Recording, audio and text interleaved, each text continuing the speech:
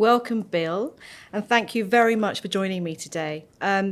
You're the Global Chair of KPMG, and you've been in that role since 2017. You were previously the Chairman of KPMG Americas region, and prior to that, which is how we got to know each other, you were the Chairman of Canada. So lovely to have you on the podcast. You now lead an organisation of 265,000 colleagues across 143 countries. So today's conversation is going to be really interesting because it's all about sustainable growth and sustainable growth on an international scale. So I'm going to start with the question I ask all my guests. What does sustainable growth mean to you? Well, let me just say first, Bina, thanks for the chance to do this. I really appreciate it. And obviously, I think it's spectacular that you've done this for so long with so many different people, get so many different perspectives. So I'm no expert on this topic, but I would just say, as I think about sustainable growth, I think about the way I relate to our business, which is from three different constituencies: our people, our clients, and society as a whole. And so for me, sustainable growth would be, growth that doesn't detract from any one of those three constituents, that hopefully enhances all three at the same time. And it doesn't have to be equal, but it has to be constructive and incrementally better for each of the three as we encourage or see that growth happen. So to me, that's how I think about it. And a lot of the conversations that I've had have really been about, and you've said it, not all three necessarily have to be enhanced at the same level. But do you really think, given your perspective of running the business globally and also the interactions you have with businesses, do you think it is possible to meet the needs of people, planet, and profit? Well, it's a really good question. And I think if you go back in time, I feel businesses have figured out how to be beneficial to people and still earn a profit for hundreds, if not thousands of years. And as we thought about it more recently, we've recognized that has come at a cost to the planet. And now businesses are facing into the responsibility that they have to the planet. So I'm very optimistic that, innovation, sort of new methodologies, new cultures, new sort of efforts taken on the part of business, once they add that to the fold, will enable business to meet both the needs of sort of people, planet, and profit. It might take time, might take a lot of work, but as they add that to the mix, I'm very confident that we can figure it out. Yeah, I think you've really captured that in the word responsibilities, and recognizing those responsibilities and delivering on those. So as I mentioned before, you've been in your role since 2017. I don't think any one of us could have predicted the myriad of circumstances and events you've had to navigate the firm through. When I talk to leaders on the podcast, we talk about the pandemic, the impact of the pandemic, supply chain, geopolitics, the sort of intergenerational impact of hybrid working. How have you seen the needs of clients change over that period? Well, certainly it has been an unbelievable time in every aspect of that word. I mean, unbelievable from a great time to be a leader in today's world, because you truly have things coming at you all the time. You get to make a difference, but it is unbelievable. Nobody, as you said, could have predicted it. But it's changed, I think, probably in many ways. But if I think right off the top of my head, two main ways. One, way more complex, even in the last 6 or 7 years since I've been in this role, and for all the reasons you mentioned. So, the environment that people are navigating through, totally unpredictable 6 months from now, what that environment will look like. And, 6 months ago, things that were there are no longer there. So I think the complexity that clients are dealing with, I've seen that. And the other one, not surprisingly to anybody that's listening to this, will be speed. It's just the pace at which clients have to respond, the expectations of people, society to respond is faster than I've ever seen it. And that requires a pretty significant effort on the part of clients to respond to that.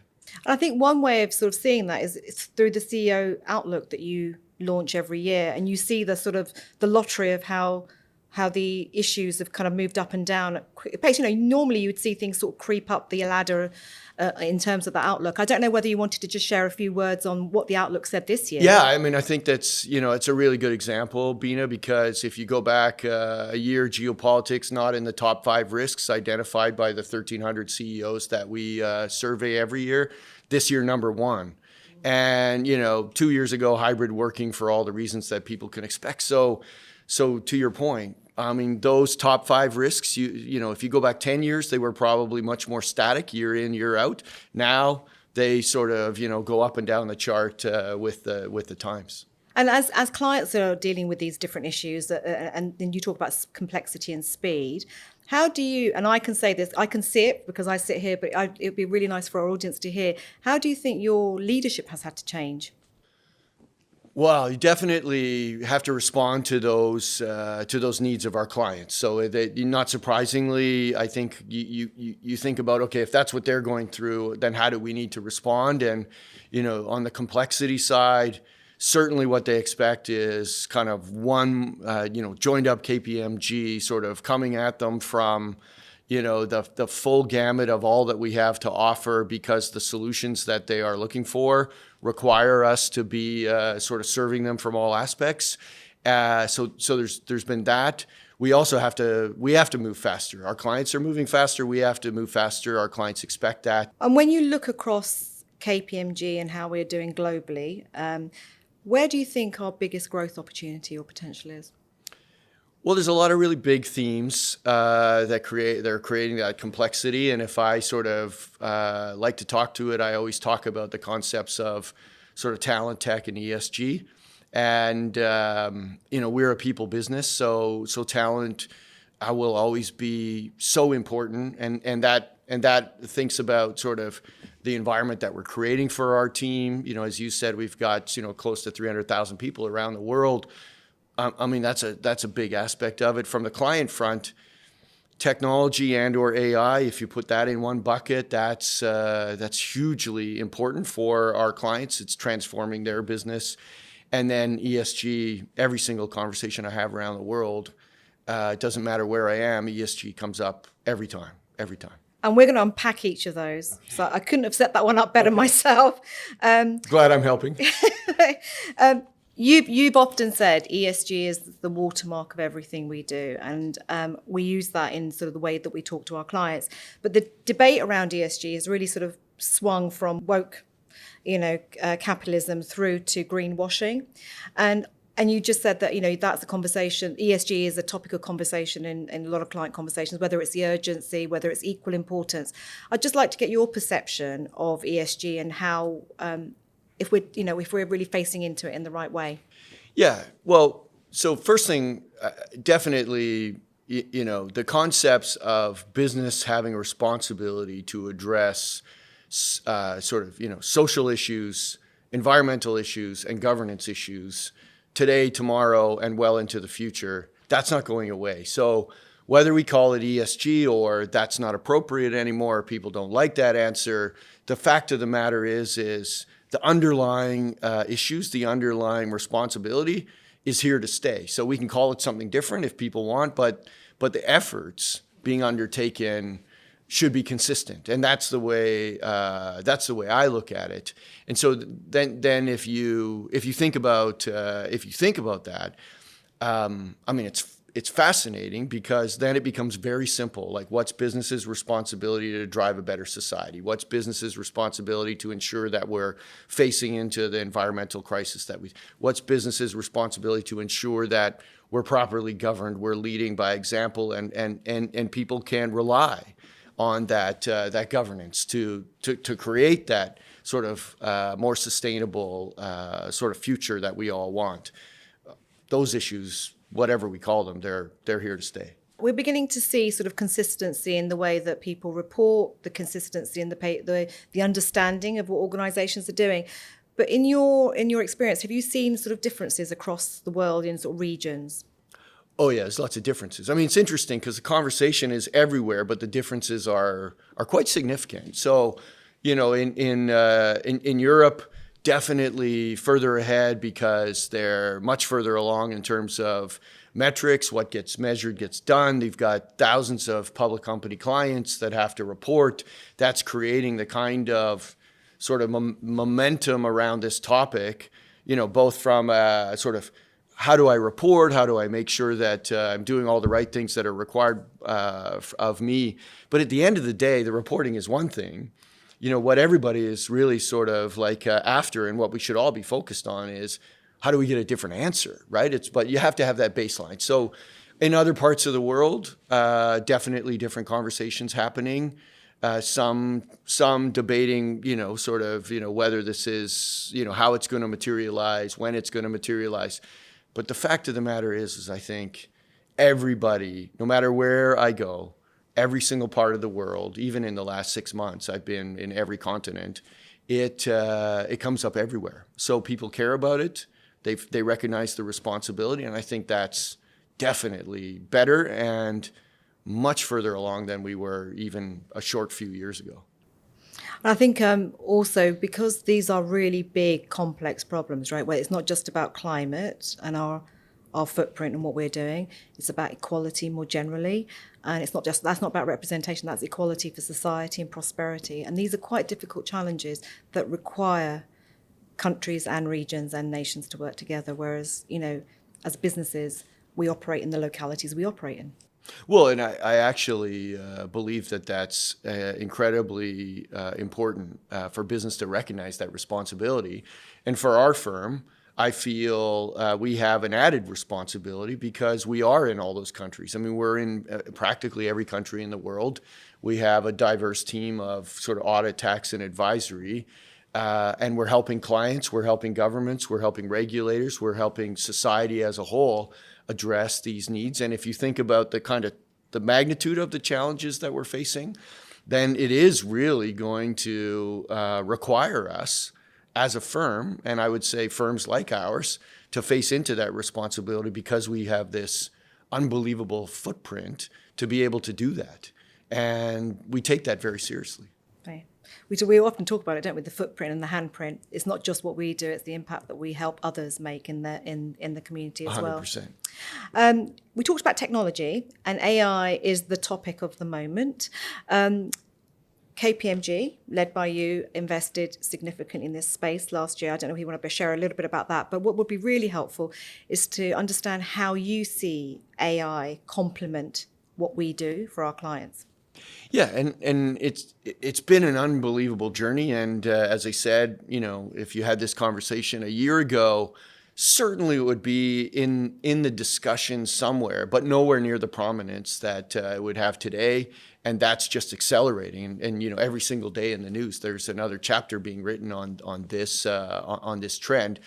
I do think that it's going to transform businesses, ours as well. But and I don't say that about every technological advance. I mean, there's some that I've probably been more skeptical over the years to say. People have said that's going to transform our business.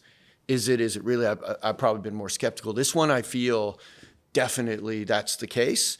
And I look at it in the context of when we have the talent that we have, incredible people in every corner of the world. They use their sort of ingenuity, their sort of judgment, and their brains together with technology like this, with advanced artificial intelligence technology. You think to yourself, the combination thereof is going to drive better solutions, sort of better answers to the most complex problems, the ability to integrate and collaborate with each other, our clients included, society more broadly, to try and address some of these challenges.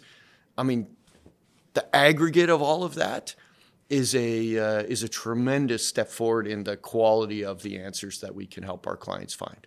And you asked about sort of investments we're making. We're making a lot of investments with many different partners around the world. But as an example, one of the ones that we've made recently was a very, very significant multi-billion-dollar investment with Microsoft into their AI technology. I can tell you that they are a leader in this space, and to create the alliance relationship and the partnering with them that we've done is really exciting for the combination that we can now provide to our clients and the excitement that it creates for our people.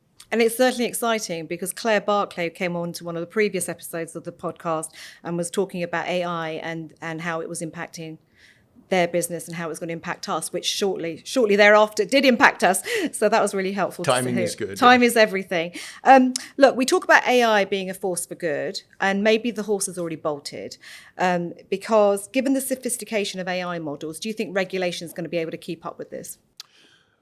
Well, there's no doubt that regulation has to play a pivotal role here, and it's really important. And if you think about advancements like this, it's not unusual for regulation to be running to catch up with the sort of innovation that's happening on the sort of the front line and the interaction with business. So yes, I think regulation is going to be incredibly important. Yes, I think it's a little behind now, but I'm not surprised by that.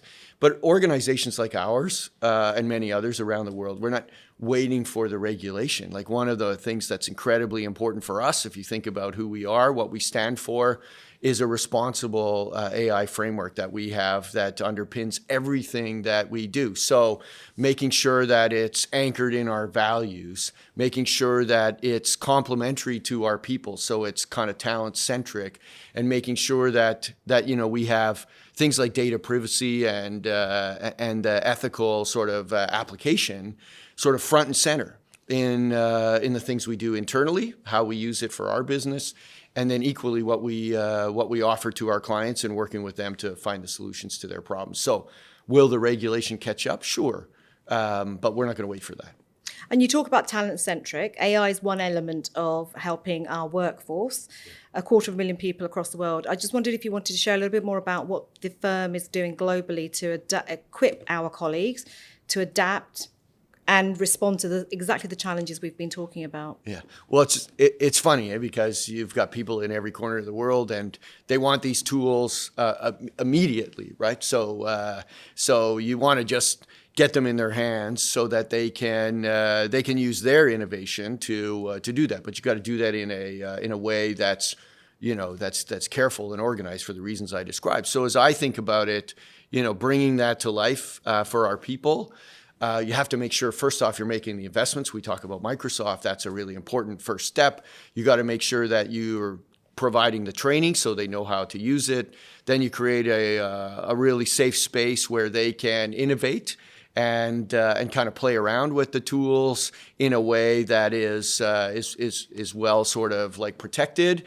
And then we want to be able to make sure we're providing sort of real-time innovative solutions with our clients, so that it all of a sudden involves important engagements with our clients, and then scale. So those are probably 4 or 5 areas where you go from really interesting concept to a tangible on the ground. This is what it feels like sort of to our people in every corner of the world.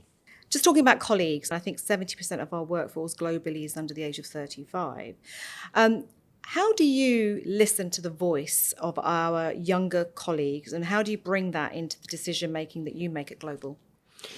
Well, it's an incredibly important question because obviously with stats like that, you realize like how we respond and how we interact with that age group is critical. So a few tangible ways. So first off, I think very practically, we have a next generation council, which is made up of individuals sort of right in that age group from all over the world.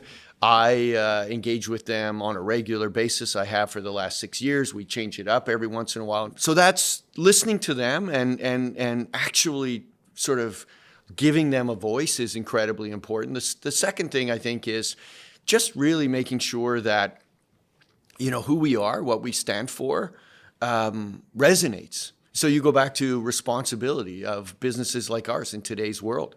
It has to be more than, partner profitability. It has to be what's the difference you're making to society. And we have, as I said, this incredible responsibility in a post-pandemic world to help build a more sustainable society coming out of that experience.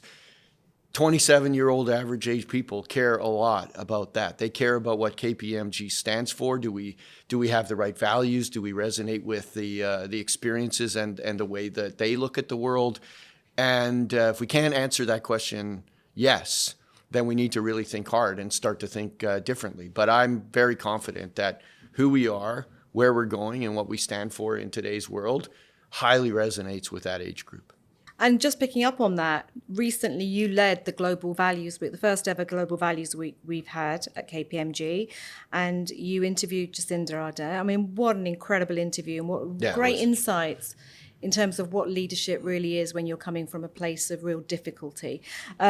And it really did put the values right at the heart of our culture. And it really created a lot of debate and conversation in teams, across countries, and globally as well.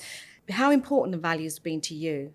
Yeah, well, first, I think the Values Week, and obviously it was started here in the UK, and we took it up. We basically copied the UK firm here and brought it to the global firm. It was incredibly important to see and it was exciting and inspiring to see our people all over the world sort of engaging in that. And, that interview with Jacinda Ardern was just unbelievable. Such a honor to have the opportunity. But as I think about values, I think about they're real when they impact the decisions that you make. And I think about the decisions that I make, and you think about, am I making them with integrity at the heart of everything we're doing? Do I have do I have the knowledge, or more importantly and more likely, do I have people around me that have sort of the excellence to be able to sort of address the issue? Do we have the courage to make the tough decisions, the hard right decisions, as I like to call them? Are we really thinking about doing it together as opposed to individually? And then last but certainly not least, in everything that we do we look at the opportunity to make something better? So are we doing it for better? I think about those 5 values, and I'm hard pressed to think about any decision that I make that doesn't involve many of them, if not all of them. And if you think about the concept of for better, you can think about it for better for the people engaging with each other. So whether it's our teams, for better for society as a whole, for better for our clients, for better for almost any constituency. And that, I think, the ability for people to think about that value, think about how it applies to them, and make it personal is what makes it tangible, because then they start to really engage and behave in a way that I think is inspiring. Well, you're inspiring and you lead very elegantly. However, I know chairing a global firm comes with complexities, especially in a partnership model. How do you navigate the different cultures and working practices, despite having this sort of really core underlying set of values and principles? Well, first, thank you, Bina. It's very kind of you. But it is a challenge, and it's a privilege. And I kind of look at it that way. At first, so for me to navigate that sort of multicultural environment, and truly multicultural because you're in every country, you have to educate yourself. So I've spent a lot of time over so many years really not being shy about asking questions that maybe I should know the answer to when I first started on this journey, but were really important to me to understand the why. And I've enjoyed that. That has been very rewarding for me. I feel honored to have had the chance. Secondly, I don't stay at home, and I get out. And for example, I've probably been in, as I said, I've been in most continents, if not all of them, in the last 90 days. So many countries, I can't even rattle them off. But when I'm there, you get a chance to engage with our people, engage with clients in that area, regulators, governments, and you really get a feel for building relationship capital in the marketplace, and really recognizing that that's the best way to learn, is actually tangibly be on the ground. And that combination of kind of self-education and being out there has fared me incredibly well. People are very generous if they know your motive is to want to learn. And I've been very lucky with a lot of really generous people over the years. A great example of lifelong learning, Bill. Yes, it is. Yes, it is. You also have the privilege of talking to many clients across the globe as you travel. And as you look forward to the challenges that businesses are facing, just like we are, what do you think are the qualities that future leaders will need that may be slightly different to what we have today?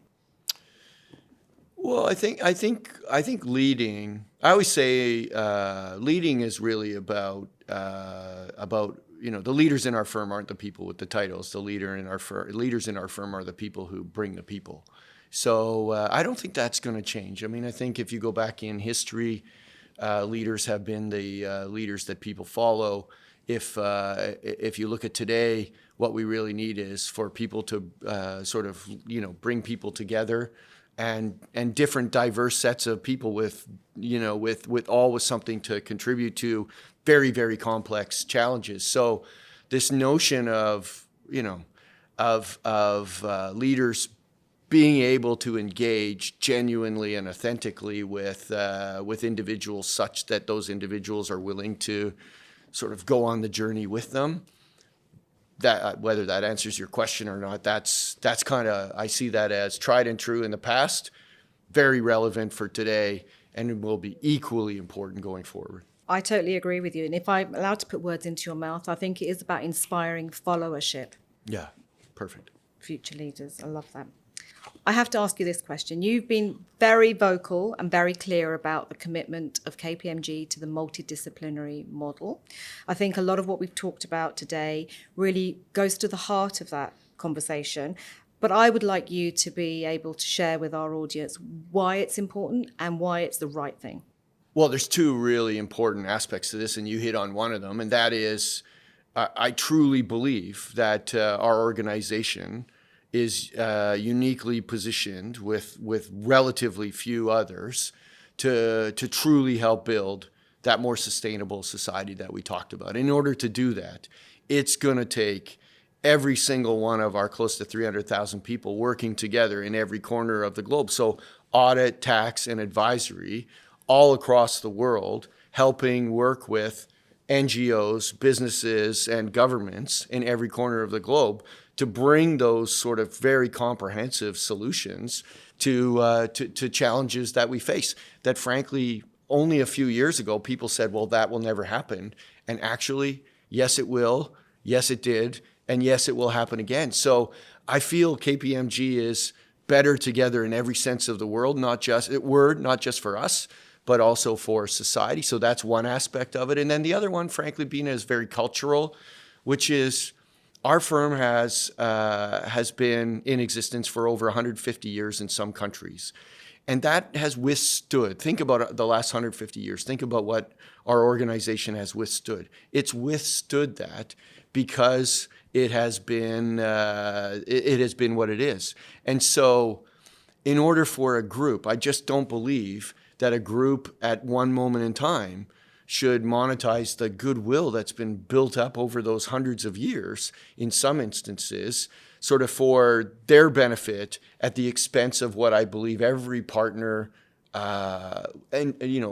strives to achieve, which is to leave the firm better than they found it. So in fact, for that next generation. And that, people can argue, but that for us is very cultural. And so it's a part of our DNA. Those two things are the reason why I believe in the multidisciplinary model. So I'm sure we talked about the 6 years being sort of unprecedented in terms of the number of challenges that industry and business and the world has faced. As you reflect on your time as global chair, are there any particular challenges that really do feel painful? Or is there any sort of real key learning from those searing challenges that you might have had? Well, there's definitely learnings in them all. Some, especially early on, were incredibly painful. But I would say this, Bina, probably the biggest learning is you never ever count out our team, even in the face of the most challenging sort of hurdle. That could be internal, external, sort of like marketplace driven, whatever it might be. When you put a group of our team members in a room and ask them to solve the toughest problem or challenge or opportunity, whatever you want to sort of face, I have always sort of been inspired by, one, the ability to sort of like come together as a group, irrespective of where they all sort of start from, and then secondly, coalesce around just solving the challenge. And if I think about those toughest, darkest moments, it was always solved by a group of people really facing into it and never giving up, even when it looks like you're down and out. I never write them off. They're impressive and inspiring. As you look forward, Bill, what gives you cause for optimism? Well, it's an amazing moment in time. It's an amazing moment in history. I think that I think that people will look at this and say history faces an incredible sort of number of challenges, but I look at it and think history has always faced challenges. But imagine being able to be part of the solution in today's world, and every person who wakes up every day and comes to work in our organization in every corner of the globe has a direct opportunity to make an impact on the most significant challenges that society faces. That is a pretty pretty amazing opportunity for anybody, and certainly for me to be humbled and honored to lead that team. I mean, it's incredible. If you could go back to the younger Bill, what bit of advice would you give yourself? If I could go back, Bina, I think I would really think about, taking my time a little more, recognizing that the experiences on the journey make the journey sort of that much better. So to face into those experiences, to savor those experiences, not to be as anxious as I was on the toughest situations, and as maybe sort of confident in what I thought were the easiest ones, because the highs are never as high as sort of they appear to be, and the lows are really never as low. But if you're an extremist and you manage to both of those, I think I would probably soften it out a bit. So, Bill, what sustains you beyond work? Wow, that's an easy one. I have 4 people at home. Well, now 5. So my wife and my 3 kids, and now my oldest daughter is now married. So my 4 kids, I mean, they're definitely sort of why I get up every morning and do this job. And as we talked about earlier, they're all in that 20-something age group. So I feel like I'm getting as much about what I need to do how I need to act to sort of do this job as I am about how to sort of try and be the best dad I can be and the best husband I can be. But I mean, they've always sustained me in this role from day one. So I wouldn't be here talking to you if it wasn't for them. Well, thank you for your leadership of our firm, and thank you for all the support you've given me personally. But as I sort of reflect on the conversation we've just had, what I do take away is your definition around sustainable growth. Don't detract and try and enhance. I think it's a lovely way of articulating something, which is make the positive impact, but be realistic about it. I think that's what I take away from this. Talent, tech, and ESG. I think those are the 3 core bits that really underpin our business. I mean, it summarises where you focused a lot of energy and where we focus our energy. Lifelong learner. What I know about Bill now, lifelong learner, embraces all the experiences, good and bad, but most importantly, inspire followership. Well, thank you, Bina. This is great. I feel very honored to have been on this, and even more importantly, thank you for your leadership, and thanks for doing this. I think this is great for your audience to do this. So thank you so much for the opportunity.